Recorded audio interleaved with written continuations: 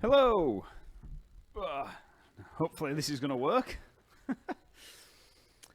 Let me know if you're getting everything.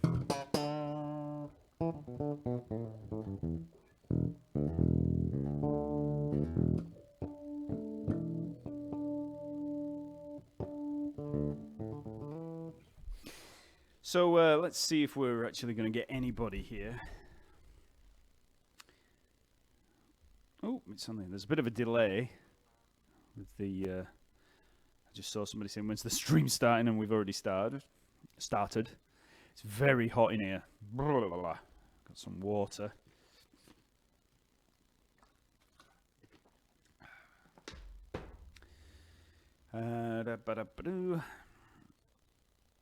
So,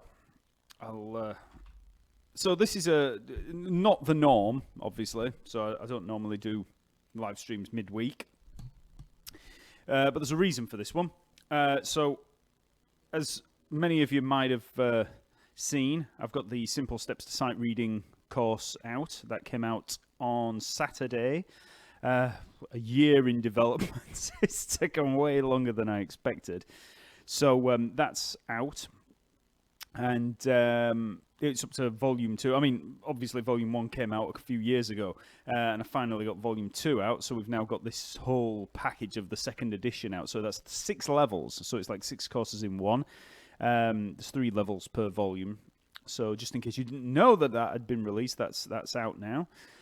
So what I'm going to do in this live stream, I'm going to start by just giving a bit of a guided tour of how the course works and the courses section, because sometimes people buy courses and they're a bit unsure of how it all works, in terms of going into the website and all that kind of stuff. So I'm going to give a little bit of a guided tour around Talkingbass, and then I'll do a little bit of Q&A afterwards. I'm not going to be here a massive amount of time. I'll probably be here about an hour or so. So any questions that you've got, you can ask as well. So hopefully this is going to work, because I'm going to be trying to show my desktop, my open Chrome that I've got there. So I've done this before, and it often goes wrong. So we'll see. Let's just see whether we've got a few people in. Yeah, we've got a few. I'm not expecting a large amount because a lot of people are at work. And a lot of people in America are not out of bed yet. So we'll see. So I'll get straight. Well, let's just see who we've got here. Hi, Mark. Hi, Grant. Hi, Dan. Matthew. Yep. Jan's there from Belgium. We're going to be playing you soon in the World Cup. The big showdown. Oklahoma City. I'm guessing it's quite early there at the moment. Malaysia. Don't know what time it is there. Denver. Cool. So see who we've got in Facebook. I'll just bring that up. Sarah's there. Cool. Hey, from Manchester. Nice one. Hi, Tony. One of my old tutors there.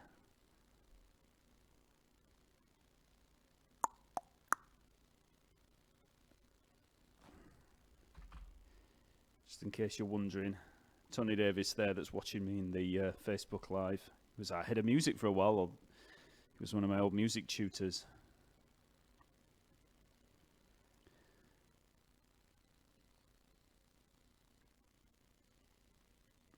A large inspiration to me. Cool. All right, then. So, what I'm going to do, I won't look too much at the comments for a while. I'll just give you a bit of a tour of this.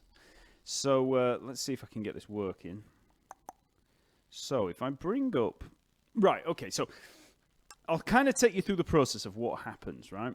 So, let's bring it up. So, there we go. So... That's Talkingbass there. So I've got a. That's the. If you've got a bit of an account already, when you log in, that's what you'll be greeted with. So that's your dashboard. So you've got all these different things here, like the My Courses and that. Now, if you were going to purchase the course, obviously that's going to be up in the, let me bring this up full screen. So you'd obviously go into the products area. I'll just take you through that first of all. So we'll go into products, bring you down, simple steps to sight reading. So let's say we move into there. Here's the landing page. We've got all this stuff. And then obviously we've got a discount, 20% for the first 2 weeks. Enroll now. We work, move into there, and here we go. So yeah, there's a bit of a discount at the moment. First 2 volumes there. And you just, look at me testing everything out there. See it in the cart. And you just go through this, just as you would in anywhere like Amazon or anything like that. You just check out, and then you just purchase. Now, once you've bought the course, if you log out and log back in and then move to your dashboard, you would then, well, you've got several different places where you'll find your courses. You'll find them in My Courses, or you can find them in the dashboard. Now, in the dashboard, you'll see here My Courses. You click on there. You can also do that from the main menu bar up there. You come down here, you'll see that all of these courses are blacked out. These are faded. So they're the ones that you've not purchased. So down here, you can see here, I've got Simple Steps to Sight Reading 1 and 2. I've got the Chord Tone Essentials over here. Setup, Tone and Gear. These are ones I've just been testing out. So let's say that you've already done Simple Steps to Sight Reading Volume 1. You'd go into Volume 2. Click on there. Then comes up. Hopefully this isn't going to screw with my streaming. And you'll be greeted by this. So this is really important. When you first go into the course, you'll see here you've got the modules below with all the lessons. So there's level 4, level 5, level 6. Now don't just click on one of these lessons because it'll probably take you to a different page. What you have to do first of all is click on this blue Start Taking This Course button. This is really important because this enrolls you in the whole progress side of the course. So you have to click that. So that big blue button there, Start Taking This Course. I get emails from people saying, "Oh, I've just gone into one of the lessons and it didn't start properly." Click that button. So as soon as you click that button, you'll be taken into the... Man, I'm hoping this is going to work now. So there you go. You get enrolled into the whole thing. So you can see this progress bar that tells you how far you've got through the course. And below you've got all of a sudden you've got all these downloads. So we've got the level 4 workbook, PDF. Well, you've got PDFs for all of the workbooks. Lesson material, sample pieces, and then you can click on any of the levels and work through them. Now, very important as well, if I was to click on this level 4 workbook PDF, let's say I open that in a different tab. Here's the workbook for level 4. Now, I could download that. Just get that off the screen. I could download it, just using the download button, or if you're on a mobile device, you could just view it from here. So there's the first workbook with all these exercises. You can see all of these exercises. We've got there's some reading exercises in D major, B flat major. We'll work through. We've got open string exercises, accidentals. These all tie into the videos, obviously. So lesson 4 there, lesson 4, 6, that would be lesson 6 of level 4, obviously. We've got minor scales there, minor keys. I talk all about relative minors. Here we've even got double sharps and double flats exercises, rhythmic exercises. We work through all the different eighth note or quaver rhythms there. Different practice sheets, and again, these all tie into the lessons, the video lessons. So that would be lesson 14, lesson 15. We've got different permutations there, and for every single one of these exercises, we've also got some audio tracks so you can play along. So there's a click on there with bass, and so you'll know if you go wrong. And then if you've got any, if you go wrong and you think, oh, what's going on here, you can just listen to the actual track and think, okay, that's how that goes. So we work through all of these. You can see there's a lot of material to work on. Various different practice sheets with them moving to 2/4.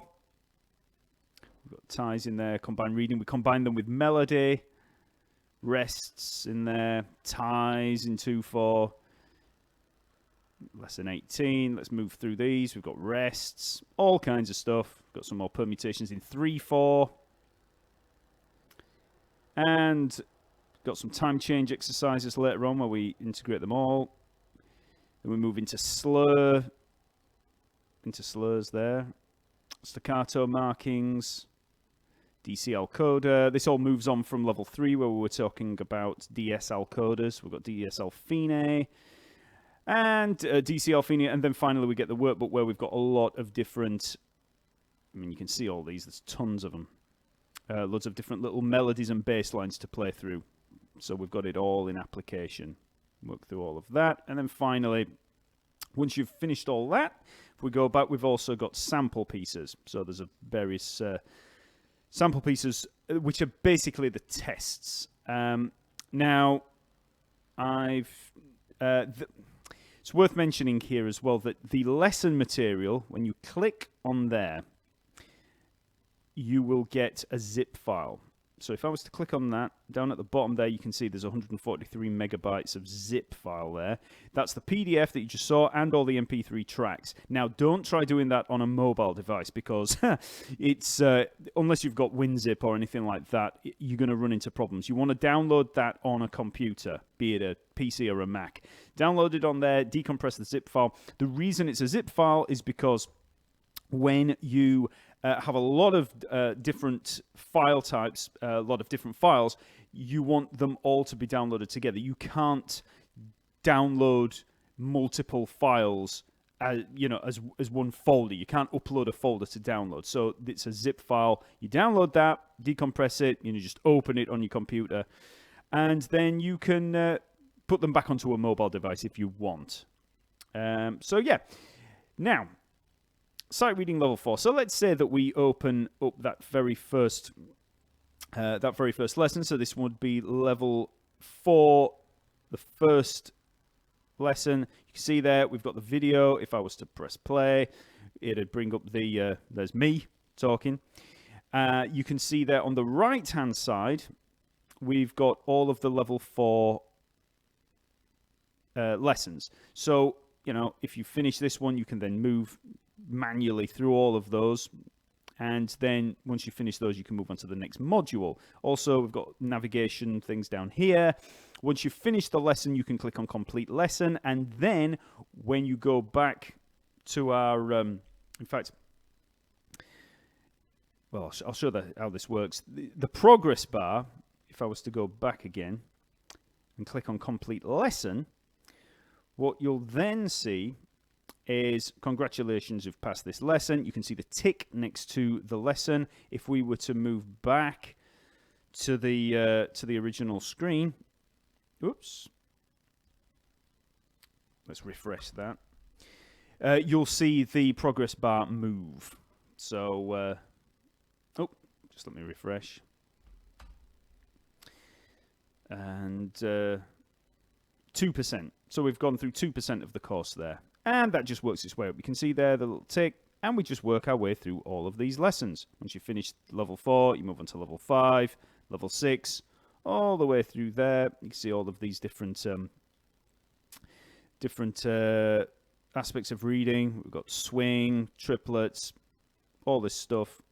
Okay, so that's pretty much it. So if I come back again to the to me, that's the course. Okay, so all of that is the guided tour. Let's see what we've still got in here. So yeah, I get emails and questions, you know, even on the videos asking about the course, how it all works. And you can see there from that, it's all pretty self-explanatory. The only thing that you really have to bear in mind is that blue button. I need to find a way of changing that so that you can't do anything without pressing the blue button, which I did once upon a time, and then, you know, updates with various parts of it, and all goes, you know, turns into a bit of a mess. So it's still there, and you know there is a reason for that blue button. It's to integrate you into the progress section, so you can keep track of where you are. Yeah, so once you've done all of that, once you've done all of the course, at the end of it, I've got some sample pieces. So the sample pieces are basically an exam. So it's a piece of music like the kind of thing that you would have on a gig. You can print it out. You can read it off the PDF, but I wouldn't advise that really because, you know, some of them are multiple pages. You've got DSL coders, DCL fines, all that kind of stuff, and it's a pain if you're trying to read off a screen or off a tablet. So I would advise printing it out. Try not to look at it before. I mean, give yourself maybe 30 seconds to look at it. I mean, I think Tony's still on Facebook. I mean, Tony was, you know, I used to teach at the music college where Tony was head of music. And we've done different exams together, both me as a student and me as a teacher. And, you know, when it comes to sight reading exams, we just know what that can turn into. You know, if you sit there looking at it for long enough, it's not really sight reading. So you really want to look at it for maybe, I don't know. I mean, try just going straight into it. But, you know, if you need to look at it for a while, just get an idea for the roadmap. You know, look for DSL coders, look for repeat markings, stuff like that, any kind of position shifts that you're going to need to do, and then just go for it. Put on the track. There's a nice track on there, and you just play along. And the whole thing, you know, if you're up to scratch, if you've worked through all the lessons and exercises, you should be fine. I mean, the sample pieces aren't particularly difficult. They're not at the absolute, you know, it's not pushing you. Well, I mean, it pushes you a little bit because the tempo is a little bit faster on some of them than the sort of pedestrian 80 beats per minute that I've got for a lot of the exercises in there. But, you know, try playing along with that. If you can get through, then, you know, you can move on to the next level.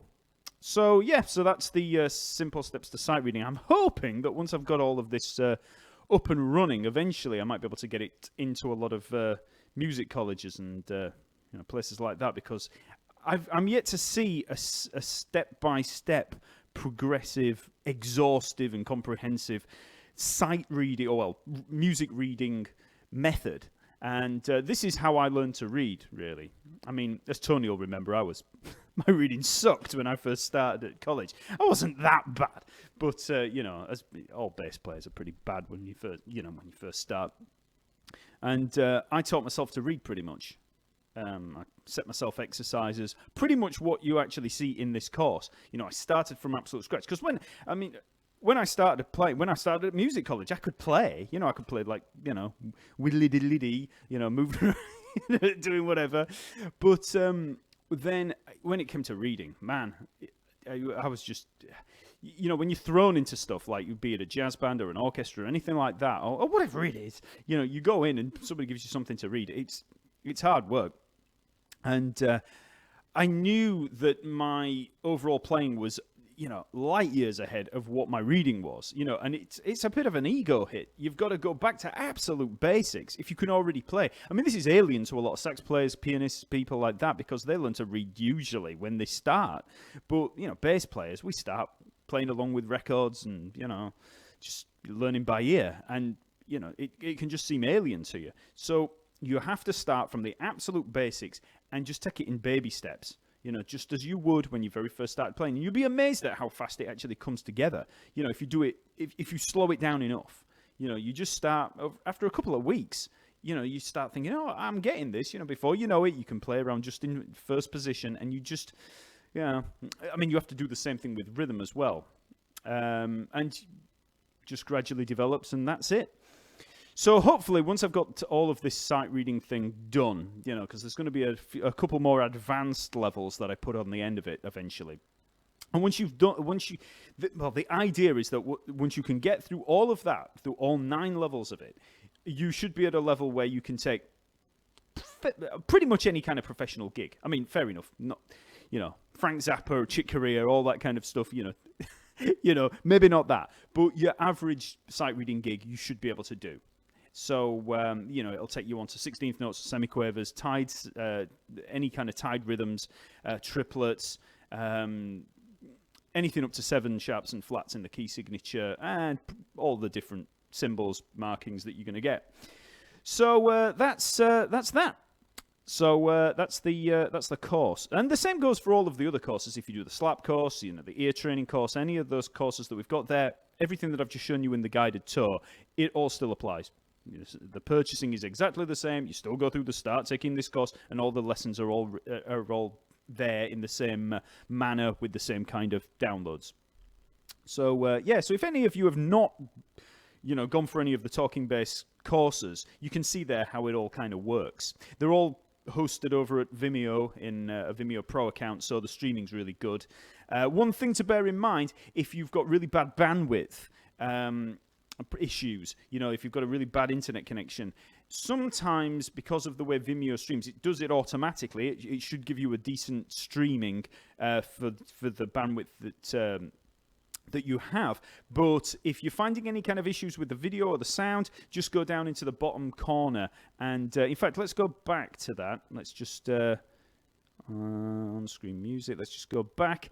If I was on, let's say we go back to the first lesson again.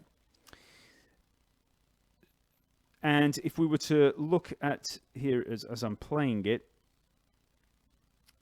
in the bottom right-hand corner there, you can see that little cog wheel, the settings. It's set to auto, so I'm set at 720p there. You could take it all the way down to 360p, and it'll take the resolution right down. So if you're on a mobile device, it'll probably make for a smoother experience. So, yeah. So, hopefully that's given you a bit of an insight into how all of that works. Let me just get my everything back to how it was. Cool. Okay, so that's a guided tour of the course. Hopefully that all makes sense. And if you're really into learning how to read, then get on over there. There's a bit of a discount for the first 2 weeks, so I've got a 20%. And if you've already purchased Volume 1, there's an upgrade to this second edition, so you can do that as well, and that's all there in the on the landing page there in the when you go to purchase. So let's have a see what we've got in terms of questions. I'm just wondering if there's anything else I need to go over. Man, it's warm in here. This place, I've got this like metal roof in here, and it just ends up getting to about 90 or 100 degrees, and so I'm just like burning up. Okay, let's see what we've got in terms of questions. I'll be around for the next half hour or so. Like I said, I'd love to get that reading course into kind of more kind of standard kind of education circles, like colleges and stuff, but we'll see how that goes. In fact, Tony that's watching right now, see what you think. I've never seen one. I've never seen it, not to this level anyway, in terms of the actual, teaching people to read. It's all about, usually you can find different ways to learn various things, but I've never seen a real structured reading course. So, Sarah says, is that all included in the All Access Pass? Yes, it is. So if you've got an All Access Pass, you'll gain access to all of that. One thing, I will say one thing. There is something I'm going to change about the All Access Pass soon. I'll probably eventually, once I get time, change it so that the All Access Pass members, it'll be embedded rather than download, because the people that purchase them, I'm going to make it so that they actually get access to downloading of videos and all the PDFs and all that kind of stuff. Whereas the All Access Pass members, I'll have it all embedded on the pages. It's just going to be a bit of I want a difference.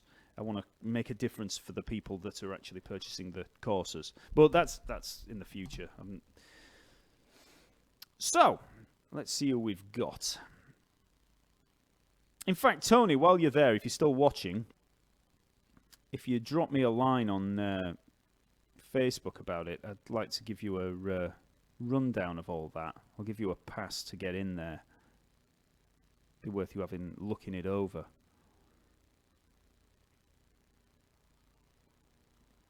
Tony's Mr. Music Education.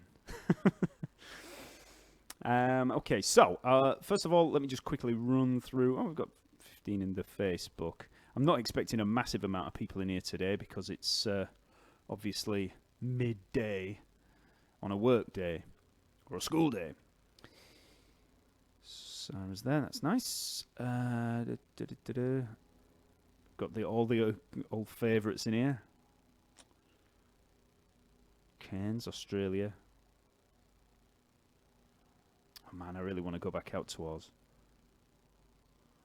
Hi Andy, if you're still there. Cambodia. Nick says... Tony, right, I'll just get back to that in a second. So he says, right to there, to music can make your pitch relevant to the qualification that they're doing. Yeah, I have been thinking about that. I'm going to do a bit of a sales pitch, I think. I'll wait till I get the whole thing finished, and I want to make it a little bit more slick in certain areas for, I'll have to obviously think about certain areas of it, but it would be nice eventually to try and get it in there. I know it had made a big difference to me when I was learning, because you've still got to cover so much other stuff while you're at college and that, and if your reading's a bit lacking, it's one of those things. It's really hard to nail it in individual instrumental lessons. If you're a beginner. Damn flies everywhere. Hi, Mark. Any advice on good positioning for the bass when playing live? Struggling with it too low to play more technical pieces, but too high on left hand cramps where my fretting hand feels too flexed. Is it just trial and error, or do you have a quick way to set the strap length on your basses? Yes, I do. I've got a quick fix. All you have to do is make sure it's in the same position that it is when you sat. This is sort of the one-size-fits-all method that everybody talks about. So I'm sat like this. So imagine it's sat on your knee.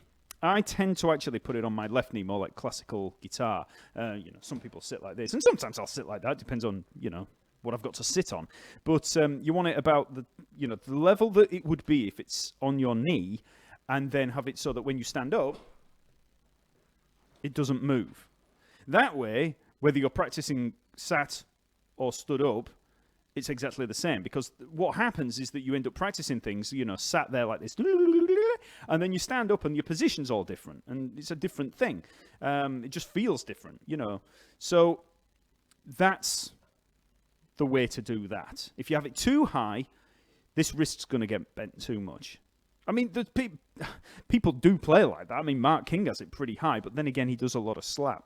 But you will see that his wrist's pretty bent, but, he gets by.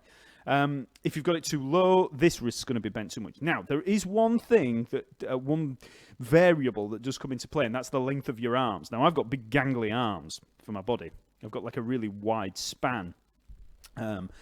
Like I'm 5 foot. Well, I used to be 5'11". In fact, Tony's still there. When when I was at college, I was 5'11". I'm 5'9" now. I've like lost 2 inches from playing. Believe it or not, I've like this shoulder. I've had all these back issues because of playing.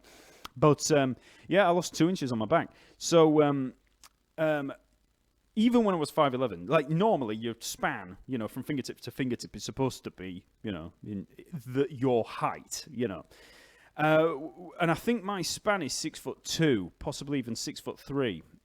So it's, I've got long arms for my height, which is good for, get a good jab. But it's, it can be a bit weird. Whereas some people have shorter arms. So I tend to find that I get a bit more scrunched up if, given the exact same setting of my strap, for, as somebody else would, I'm a little bit more scrunched up than some other people would be. So you just have to deal with that. So I might have it a little bit lower on the strap when I'm stood up, but there is a bit of trial and error comes into play with that. But in terms of that one size fits all, if you can get it to the same height that it is when you're sat, so that it doesn't move. So again, that should work for you, okay? And it's a pretty much a middle ground, I know a lot of people like to have it down by the knees, but it's probably not that good for this hand. And if you were trying to play like a Bach prelude or something like that, and you've got it down here. And plus, I always find that I like to be a little bit closer to the action. I kind of feel a bit of a disconnect when it's right down there. I have had my bass really low, but I always feel like I like to be a little bit closer to my hands because, and one way you can do that is if you're actually playing, instead of just having it like that, horizontal, raise the neck a little bit. One thing is that you'll get a much wider span by doing that.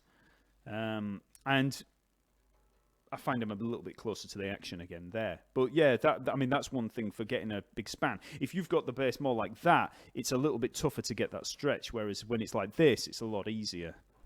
So that's just another bit of... Oh, and also this arm, you can get it a little bit more... That wrist will be a little bit straighter. I'll get back to the YouTube ones in a minute. I am on YouTube and Facebook at the moment.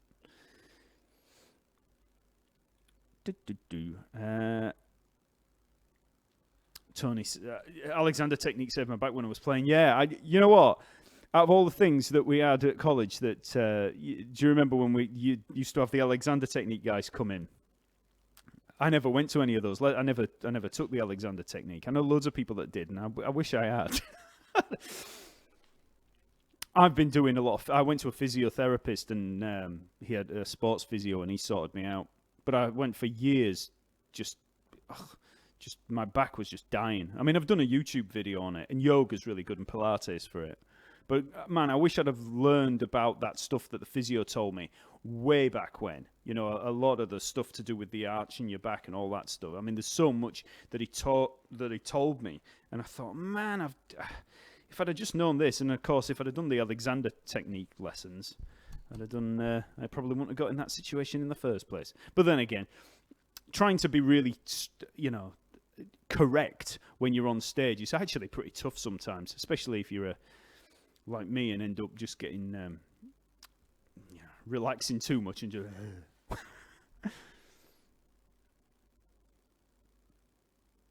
Also, how about making a longitudinal film of using your system to improve someone's playing? That's a good idea, Tony. I think I will. Trevor says, do you ever discuss pedal stuff? Occasionally, but I am starting a set of lessons on... it's going to be... Well, you can see this. You can't see it too much. Hold on, let me get the... So I can see myself. If you look back there, can you see the Fender Rumble that's set up? I'm actually going to be... In fact... I've even got a mic set up. I've got a shotgun mic I've just got for it. I'm going to start some review videos. So yeah, I'm going to be doing rundowns of different effects and all that stuff. So that's coming up soon. I'm also going to have a book review every week as well. I'm trying to expand a little bit with different videos. See how all that goes. So yeah, that's coming up. Right, onto YouTube.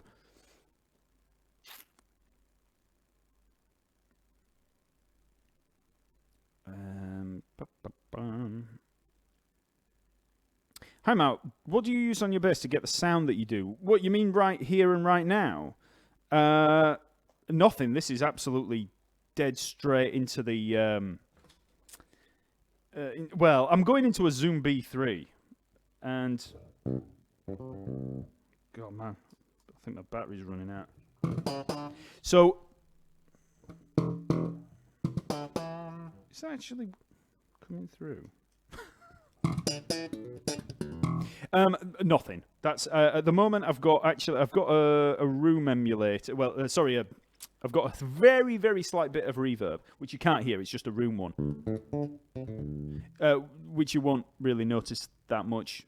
And I just do that to give it a little bit more presence, because, you know, when you go direct into desks, it just sounds crap. So.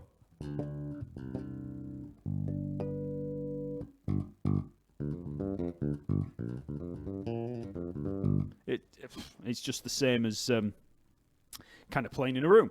And I've also got an amp emulator there. I've got a Mark Bass amp emulator on the Zoom B3, which is down by my feet. But apart from that, nothing. In the other room where I do the videos, I occasionally use I use a bit of compression. I've got an MXR M87 compressor, so just so that I'm not overloading when I'm moving from finger picking to. See you later, Tony.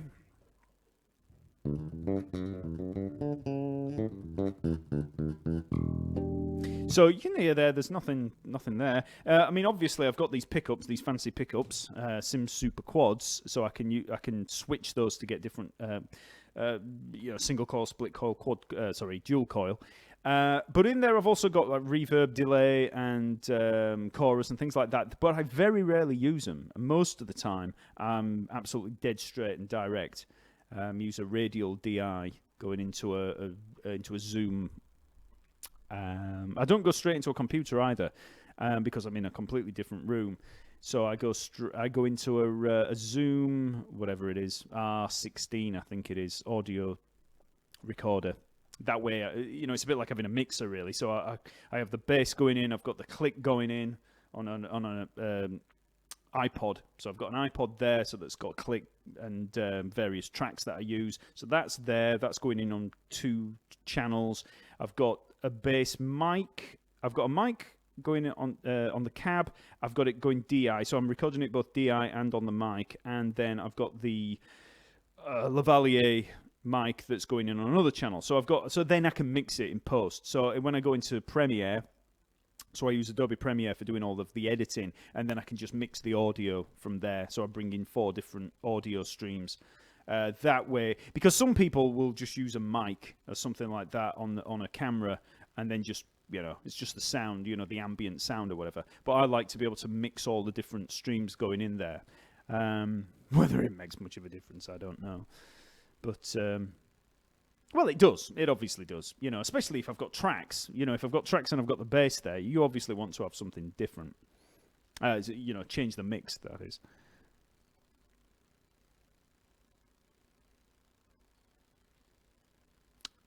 A few more questions.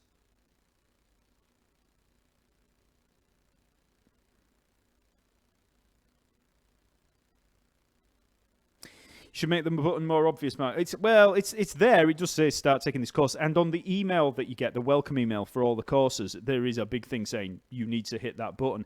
At one point, I did, because it is a pain, all the JavaScript and everything to actually change that. So as much as I've got a bit of coding experience, I'm not a wizard. So I got a developer to actually come in and change it so that it actually hid everything while that button was there. And then something changed. There were updates to do with all the system, and it was, it stopped working, and then I had to change everything back, and I had to go, oh man, because I do everything for Talkingbass. Actually, no, I do have somebody helping out. I've got another 2 people helping out. But most of the time, over the past 5 years or whatever, while I've been going, it's been me. I made all the website, all the courses, all the videos, all the editing, all the marketing, all of the stuff is just me. So, trying to get time to do some of this stuff is a pain. And then I'm like, oh man, as soon as there's a problem. I mean, some of you, if any of you have been around since the early days, you might remember when there were times when the website went down and the whole thing, there's been quite a few cock-ups. And, I'm there 1 o'clock in the morning trying to figure out what's going on and pulling my hair out. So, but now I still don't have any developers doing anything, but I've got help in other areas. I'm hoping to get a few more people involved. It's hard to expand when you don't have when you're doing it all yourself. Pick up from Paris, nice one. Wow, that's a lot of exercises. Yeah, there's a lot of material. That's what I mean. It's taken me a year just to do Volume 2. Volume 1 took me a while, but I'd been doing that on and off with Skype students and stuff for ages. But this one, I've just been doing it because I've got rid of all the Skype. I don't do Skype lessons anymore because I just don't have time. So now I was able to just focus on it. And yeah, there are a lot of exercises. It's a lot of material. So you're getting hell of value for money. I mean, I've had people selling me that I should be selling it for a lot more, but we're dealing with musicians. Nobody's going to want to go out there and spend $1,000 on a, on a course. So, I think it's priced perfectly well. And bear in mind, the advanced level is going to be coming out next year. So that's going to be Volume 3, and then the whole thing will be as a package. You never know. I might make it so you can purchase levels individually, but I found that the way that the sales for that can end up being really complicated.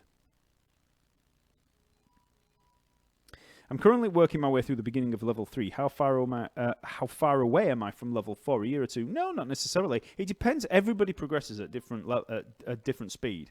There's certain aspects of level 3 that you might get through really quick. And to be fair, once you start on doing this and you start the process and you build that foundation in these baby steps that I work through, it doesn't take long before the speed of the process, it starts to speed up.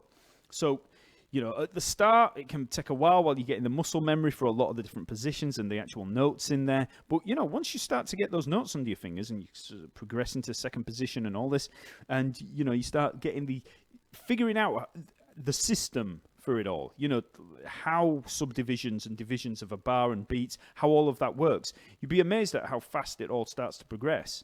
So, once you get to level 4, you'll probably be into the swing of things. So probably not that long.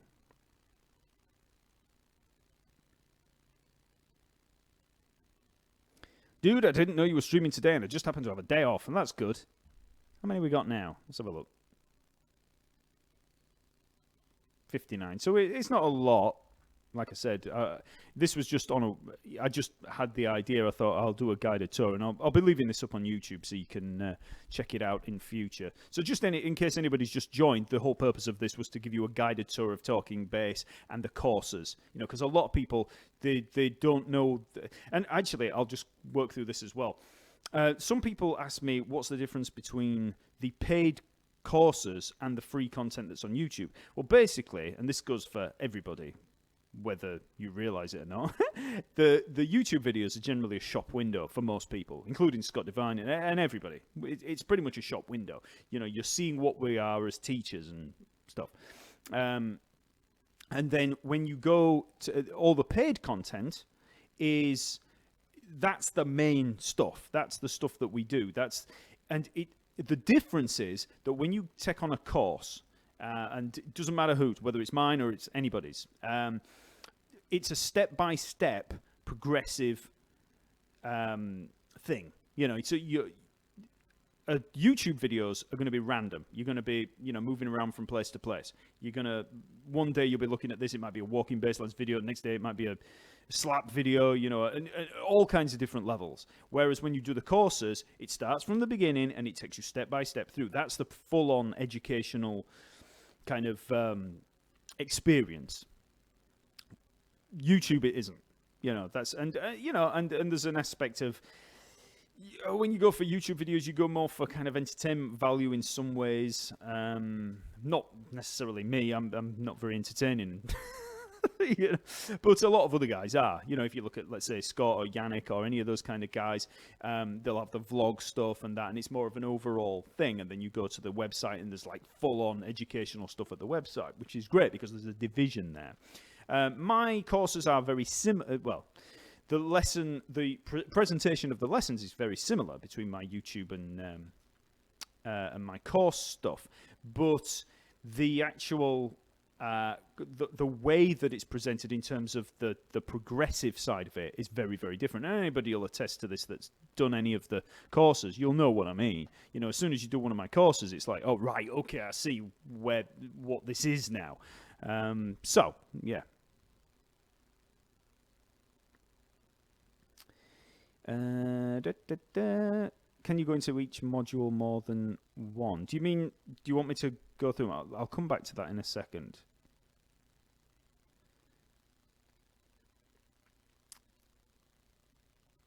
Hey Mark, I already bought access to Sight Reading Volume 1. Can we get Volume 1 to get a discount? Yes, there is. I've sent out an email to everybody that's doing Volume 1.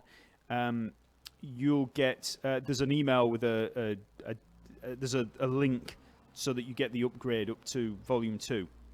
So with a discount.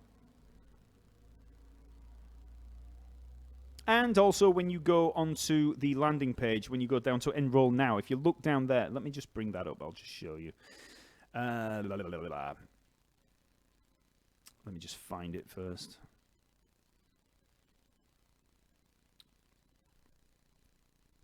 I'm just on the website. I'm just bringing it up. So if I just switch. So here, when you go down to the bottom of this page, by the way, if you ever want to do that, you just click on that and it goes whoop. I like that. Let's do that one more time. Whoop.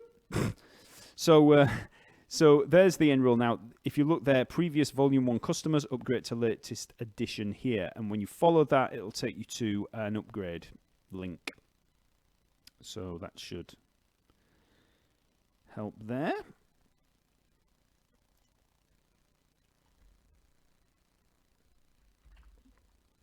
And let me get back to the YouTube bit. Yeah, so that should be of use. Should be helpful for you there.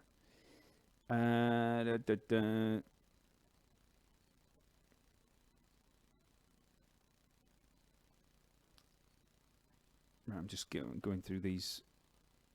So I'll be around for about the next 10 minutes. So if you've got any questions about any bass things, just ask me and I'll hopefully be able to give you an answer. Alex says I practice every day for like 4 to 6 hours. That's good going. I don't know how many hours I used to actually practice. I think, you know, when people talk about whether you should go to music college and stuff like that, I was talking to somebody today where we were having I was replying to something on Facebook where we were talking about, you know, getting the piece of paper, you know, and getting, you know, going to music college, getting a degree and everything, and how it's not that useful, you know. But there are aspects of it that are useful. So, you know, you get to network with other musicians, which is great. You get to play with other musicians, which is great. They're two of the main things that I'd say are the big benefits. But the other benefit is that you get to practice and you just get to immerse yourself in music for the duration of that course. So, like, I spent about, how many years was it? About 6 years, was it, in music education? So, while I was at college, it was like, all I did was music and drink. So you just go, you know, you wake up in the morning, and then I was going to start singing the Israelites then. So you get up in the morning, and I might practice. There might be like an exam or something like that. So, well, whatever. I just got up, practice, go into college, and then while I'm there, you know, everybody's there playing and stuff. So in between lessons, I mean, while you do a lesson, let's say it's an arranging lesson or a theory lesson or whatever it is, you know, history, you know, could be anything. One of the bands, orchestra, whatever. You play in those or you learn, so that's all practice. So, I mean, let's say you've got 5 lessons in a day, right? That's 5 hours of of study, right? So then I go home.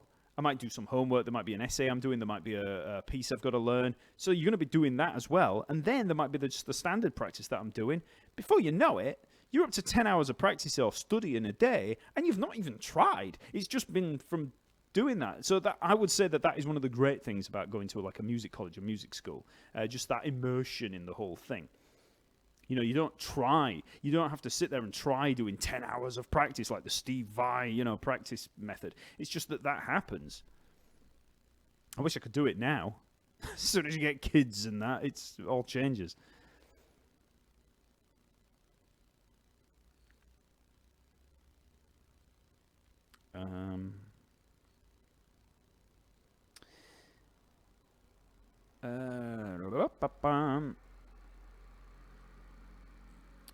Mark, is this course good to improve my syncopation? Yes, it is. Because in the volume 2, we get into eighth notes. And like in level 4, you get into eighth notes. And by doing that, because we look at ties and rests and everything, you pretty much exhaust all the different variations and permutations of those rhythms. So if I'm playing to a click...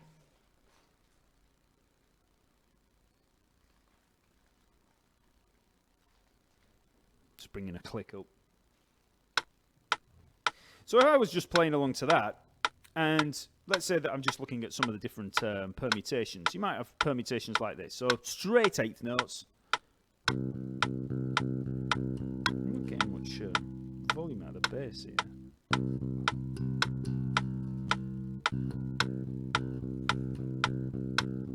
Okay, that's straight eighth notes. But then you've got all the different permutations. So you might have quarter note to eighth notes. 1, 2, and 1, 2, and, or 1, 2, and 3, 4, and. So that's quarter note to eighth notes. Then there's another permutation. 2 eighth notes, quarter note.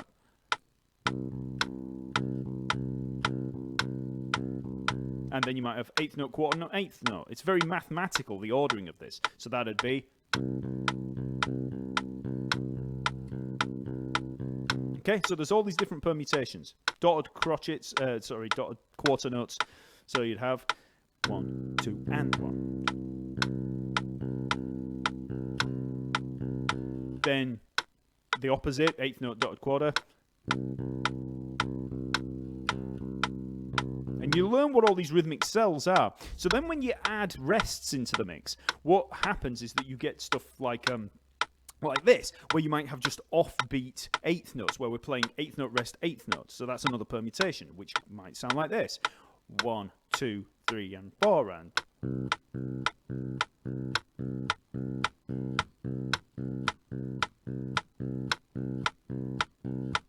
Okay, so then...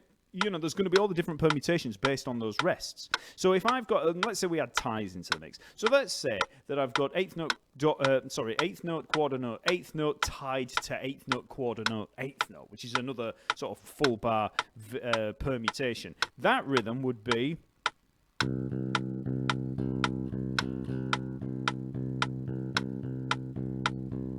Ba bam bam bam bam bam bam bam bam bam. So we're hitting on those offbeats, which in effect is syncopation. So you might go over the bar lines as well. I mean, I get into all of that. So yes, it improves your syncopation a lot. You'll find that you can navigate around a bar a lot better. Is this just a commercial, or are you going to jam? Well, I ain't going to be jamming. I've got nobody to jam with.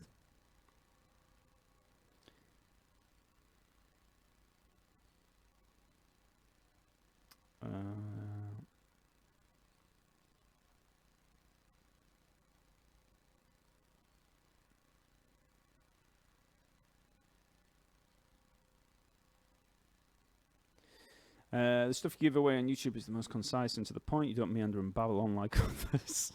And your site is a whack PDF, I guess. Use for free stuff, and you don't spam.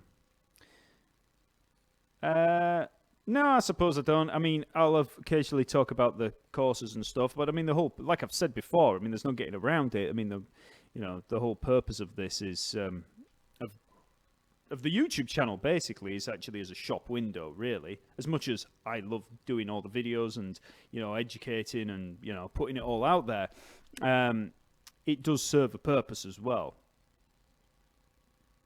It's the way that, I can afford to keep doing it.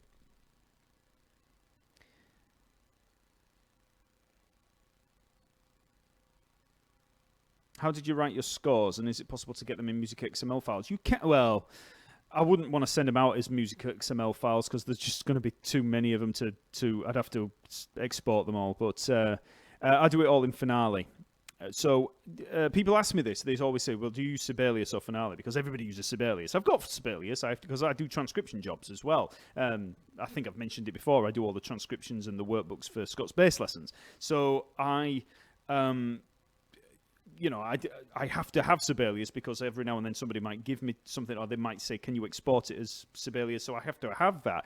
But for speed, I'm faster with Finale. I've been using it since the early 90s. So I've just gradually built up a lot of good chops with it, so I can knock out a score really fast with Finale, whereas with Sibelius, I'm just not as au fait with the whole thing, so it takes me longer. Finale and Sibelius are both exactly the same in terms of what your eventual output's going to be. They both do the same thing. It's just a different way of getting to it. Some people like Sibelius, some people like Finale. But Finale, Sibelius wasn't even a thing when I was first starting out. It's like I used to use Cubase. I used Cubase as my DAW, and that's because Cubase was one of the first ones out. I had it on the Atari ST back in the late 80s, so it's just it's what I've always had.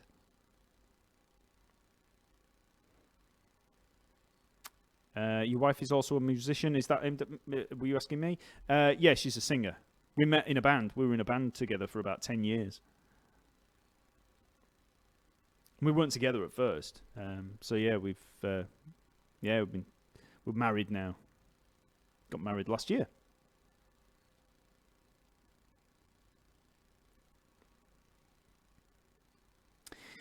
Question. I struggle a bit with shifting positions when sight reading. Are there any tips or tricks to do this more easily? Right. So let's say you're on a gig and you're sight reading.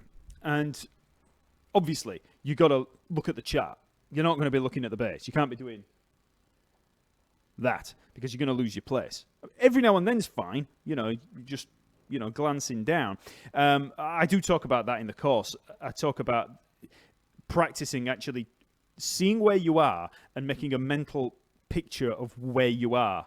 Kind of how far you are down the page, how many staves might be remaining. Although sometimes, if something goes wrong, you have to look away. If there's a fire, it's like, you might get lost, and that's one of the worst things ever. Every reading musician will tell you exactly the same horror stories about being on stage and something happens, and then you look back and it's like, where the hell am I? And everybody's gone on and you're nowhere. And it's horrendous. So yeah, that is and position shifts can be one of the things that cause problems. So I tend to try and, if I'm going to be reading something cold, I try and very quickly, before the count off, figure out what the rough area is going to be that's going to get me through the majority of it. If you've got weeks to sit there practicing it, yeah, you can plan out loads of position shifts and all that kind of stuff. And think, okay, well, there's an octave there, and then I'm going to move down like this. But often you don't have that. Don't have the time to do that. So you want to get used to being in one position. So let's say you're practicing being in. So you're in that position, and then as you move up. You have to kind of look ahead and think, okay, well, it's going to be moving up. So let's say it was moving up here. I generally get used to making that shift. C to D, let's say. Let's say you're in the key of C, right? And that gives you that move. So if I'm here, get used to making shifts without looking. So just that tone there. So if I'm on a C, 5th fret of the G string, and then I want to shift up to the D there at the 7th fret, that position shift needs to be committed to muscle memory. You see there, I'm looking at the screen. You kind of get used to what that feels like. You get used to the position, actually, of where all the notes are. So, yeah, G. That's what I wanted. I kind of visualize the bass. You just kind of know without looking that there's an A under that 4th finger. There's an F, G, B, D, A, B, C, C, G, F. You get used to where that is. I mean, I kind of went for the B there and almost got it. I ended up on the fret. But so you kind of get used to just the feeling of where it is in relative to your body and the position that you're in. But there's no getting away from the fact that when you make the position shift, you're going to have that kind of movement of the... It's very much like piano when you're playing arpeggios and you go thumb, first finger, second finger, and then kind of that flick that you do of the thumb underneath, do, do, do, boom. You know, so you got the 3rd finger, thumb underneath, that kind of thumb movement. Do, do, do, do, do, do, do. When you're doing... 2 or 3 octave arpeggios with your right hand. There's that jump action that you get, and it's very much like that with this. So I've got the 4th finger there on the 5th fret and the D there, and I have to then think. There's that kind of hop where you move. It's just a move that you get used to. 4th finger to 1st finger, 4th finger to 1st finger. Slowed down, 4th finger there. Can you see that action of the hand moving up and just it kind of like a whipping action? You have to excuse the fret buzz at the moment. Heat's just got to it. Okay, so that's position shifts, and obviously when you're reading, you have to kind of sort of plan that out or just see it. You might see like a line moving up and think, okay, well, I'm going to have to make that shift. When am I going to make it? And then you just have to think, okay, well, I'll try and make it when I can. Like if you've got loads of time to plan it out, then that's different. But on the fly, it can be a pain. You could turn your neck towards the stand. Yes, you can. You can have the you can have the stand there so that you kind of looking at the music and looking at it. But even if you do that, let's say you get up here, you're still going to have to look down. There's still going to be... There's no getting away from it. No matter how you sit with the bass and the music stand, you're still going to have at some point to shift the eyesight away.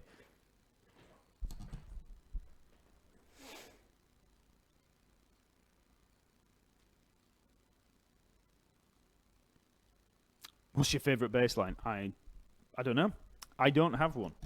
I'll have to think about that because that's the kind of thing that people are going to start asking me on these live streams, isn't it? And nothing comes to mind. I don't really have one.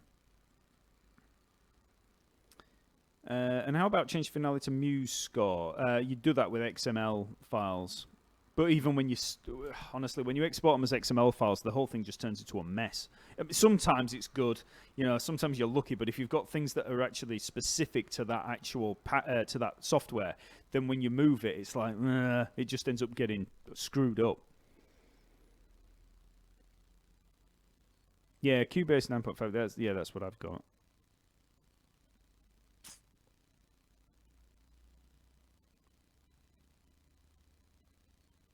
Right, cool. So it's 4:10. So I'll be getting off in a second. So if you've got any final questions, just fire away, and then I'll be getting off before I melt. I'm just dying. Hey Mark, I got a new bass recently, but it's slightly neck heavy. Can that be fixed, or do I have to live with it? One of the things a lot of people do is they'll get replacement tuning pegs. So like hip shot,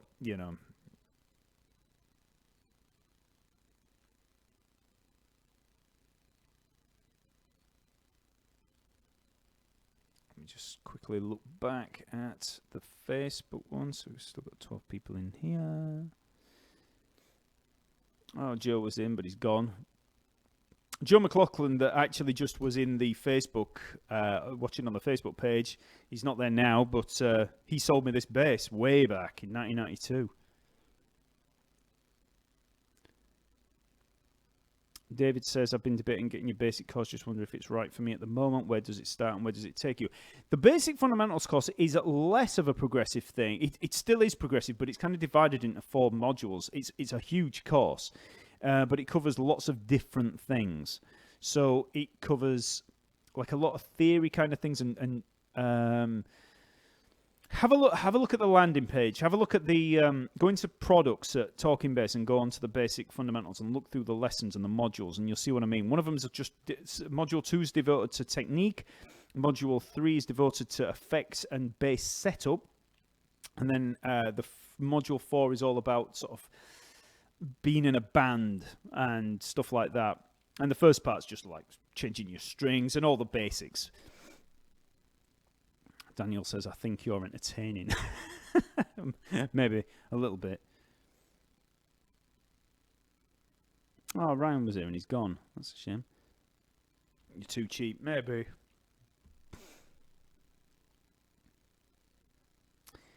Good to hear you're going to be doing some demos. I'd love to hear a decent review of using the Line 6 Helix for bass. Yeah, I've been looking at that. I might actually do a review of it. What do you reckon?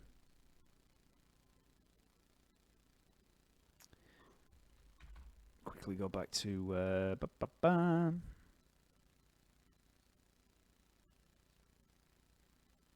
Have you used the Beat Buddy? No, but I was interested in getting one before. I think they're out properly now, aren't they? But before it was like a crowdfunding thing. And I really wanted one about 3 years ago when they were first talking about releasing them. And I was like, oh man, that's really good. It's like a pedal drum machine. And yeah, I was going to use it for the videos actually. But I've not got one yet, so I think I might. What's your favourite bass? Again, I don't have a favourite bass. I just different bass, different strokes for different folks. I guess I like my Fender Jazz and my Fender Precision, but they're just tools at the end of the day. Once you've played enough basses, you realise that different things work for different things. So if I'm playing my Precision, I know it's going to work better for the kind of stuff that works for.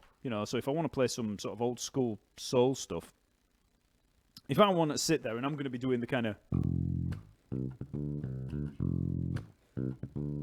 or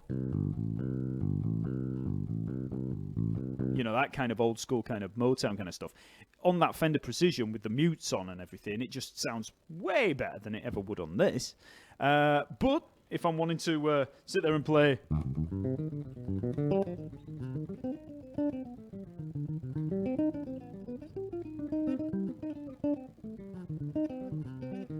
and work through all that stuff, I'll use this because it's fast, it's got a thin neck, and if I want to slap, I'd probably... This is better for doing all the kind of... those kind of things because it's got a faster neck. But the Fender Jazz that I've got, the Marcus Miller one, because of the pick guard, I like the what the hell do you call them now? The guard. I prefer that because I've got the distance between the string and the body isn't as much. It's a shorter distance. So when you're actually doing those kind of flamenco rolls, it's a lot nicer.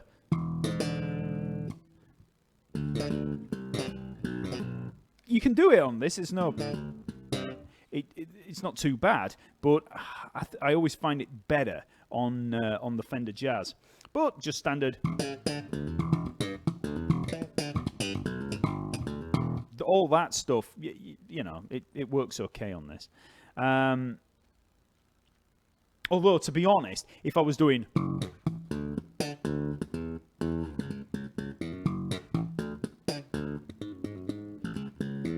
that'd work better on a Precision, just because of the sound of it and everything. And probably, if I was going for... Yeah, probably... anything like that, I'm probably going to preferred that on the jazz or the precision.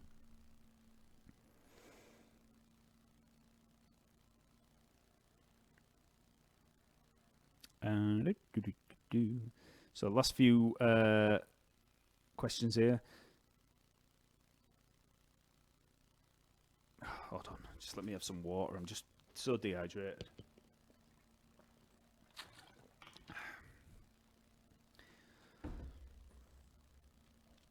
What do you think about Music Man basses? Are they better for rock and funk or any style of music or many styles of music? That's Job.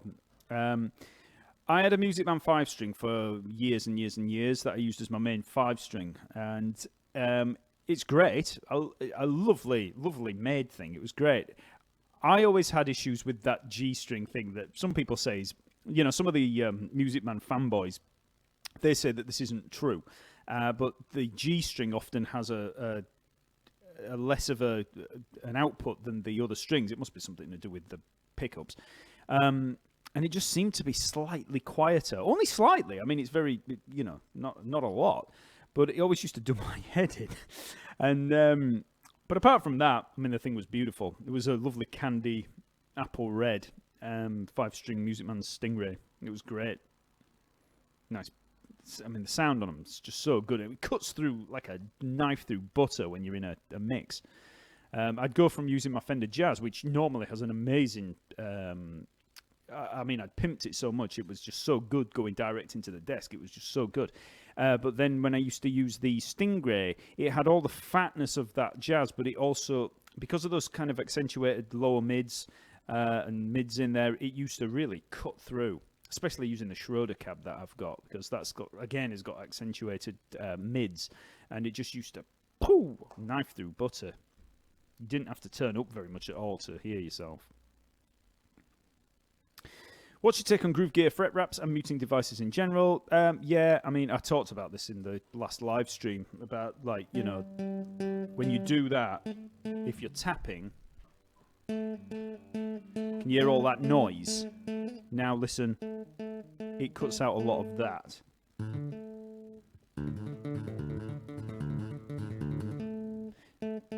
As opposed to that, all this kind of residual sound. There.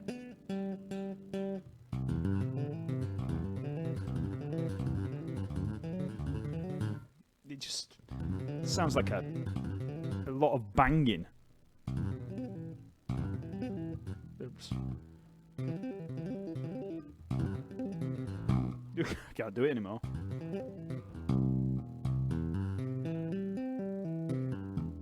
Not tapped for ages. Yeah, so that kind of tapping where you're doing that stuff and the bang, bang, bang, bang, bang, those fret wraps cut down on all that and kind of bangy noise.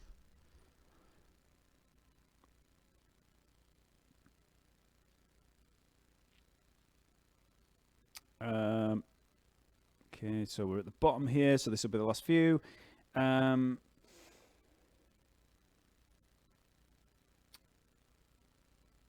If you still have time, any suggestion on how to practice walking bass lines? I've been studying it for a while now, but usually I'd struggle to decide what and how to study. I've got a walking bass course coming out soon, so that is going to be quite a big thing that I'll be talking about. Now, I found that the best way to do it is in a band. That's how I learned. Tony Davis, that was here earlier on the stream, he was my head of... Well, actually, he wasn't head of music at the time. He was head of music when I taught there. But he was... He taught me arranging and composition and a few other things.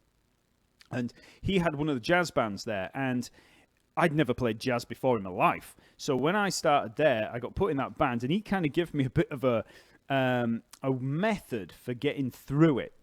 And from there, once I realized I could kind of get by, I then started kind of just adding stuff in. You know, I knew some arpeggios and scales and things, and I suddenly realized why you have to learn various scales and arpeggios in different positions all over the neck. And then I just started trying to connect chords, but on the fly. It's so much easier when you're actually in a band to actually apply this stuff. It's a lot more nerve-wracking because you think, oh my God, I'm going to screw up. But I found it to be a lot easier to learn that way.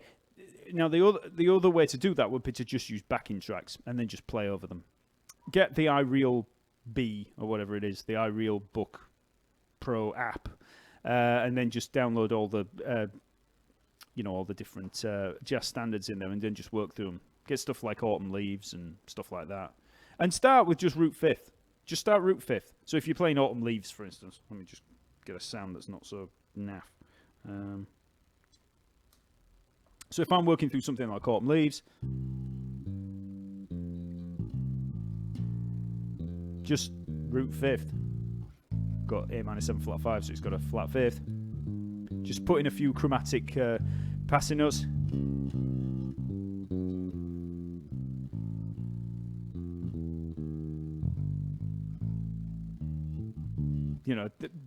Just root fifth like that, and then just start connecting them a bit more, and then you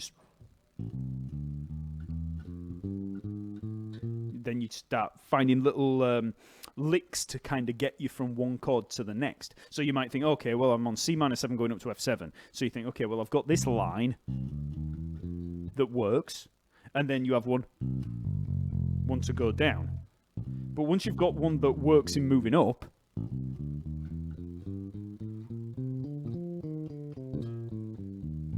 you find ones that that you can use all the time. That same one, you can just keep going up with it. But then if you've got one that comes down, so you'll come up, you can just move around like that. But obviously, you're going to need to know your notes on your neck fairly well. But that's where practicing walking bass lines, and especially root fifth, actually comes in handy. Just concentrate being down in this area first. You venture up a little bit, but just stay in that area. And then you can try practicing up here. So if I'm on Autumn Leaves again and I'm just playing root fifth, I'm just thinking C minor 7, F7, B flat 7, E flat 7, E flat. And then where do we get to? A. Etc. You just work through like that, staying up in that area. So if it's C, F, B flat, and then we could go for that E flat, A, D, G, all in that kind of area. So you kind of stay in there just to get practice, and then you can switch between the two. So that's just some tips in there.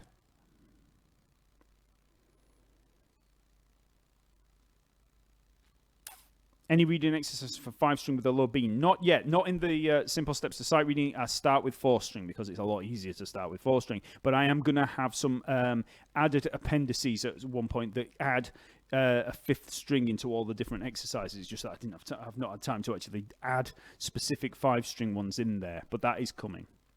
And that won't be extra. That'll just be added to the course as it is. And that's one thing worth mentioning, that with the sight reading course, I'm going to be adding content over a prolonged period. There's going to be more sample pieces coming in, and not for any more money. It's just once you've bought that package, there's going to be a constant stream of I say a constant stream. There's going to be added material. Is it possible to buy your course for sight reading over a few months, like instead of €100 at once, €20 for 5 months? No, unfortunately. It's just the way that the e-commerce system's set that I've got. If you were going to try doing it like that, you're probably better off just saving up for it. Sorry about that. It's not very helpful, I know. So that's it. So finally, I'll just check on the Facebook one. That all looks good.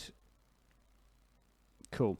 All right then, everybody. So that's been pretty cool, and we've finally, so we've not had as many people as we normally would, but I didn't expect to. So that was just in case any of you came in late. That's I give us a guided tour of Talkingbass and the courses area of the website, and how you go about, enrolling on the courses and all that kind of stuff. Because I do get asked questions about it, and considering I've just released a new course this week, it's worth mentioning it, and showing you how to go through all of that. So, nice one. So, I'll probably be doing some more live streams this weekend. Like I said, this wasn't a full-on live stream, like a full 2-hour thing. This is just a short one just to get through some stuff. So, I will be back again for some more live streams this weekend. And, good to see. I say see you all. I can't see you, can I? But nice to chat. So, yep, nice one. And I will see you all this weekend, hopefully. See you later.